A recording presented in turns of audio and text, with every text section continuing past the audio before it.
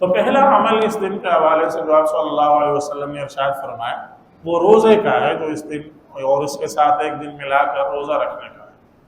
دوسرا عمل جس کی کئی حدیث میں آپ صلی اللہ علیہ وسلم نے جس کا تذکرہ فرمایا، آپ فرماتے ہیں من اوسع علی عیالہ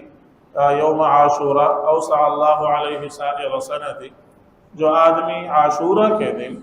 جو آدمی 10 محرم کے دن اپنے گھر والوں پر وسعت اختیار کرے گا، ان پر ذرا زیادہ خرچ کرے گا، ان پر وہ ذرا اچھا کھلائے گا پلائے گا، اچھے سا ان پر عام دنوں کے مقابلے میں، جیسے آپ عید کے دن میں مثال کے طور پر ان کو ذرا زیادہ اچھے سے رکھتے ہیں اور زیادہ اچھا معاملہ ان کے ساتھ کرتے ہیں، توسع کا معاملہ کرتے ہیں،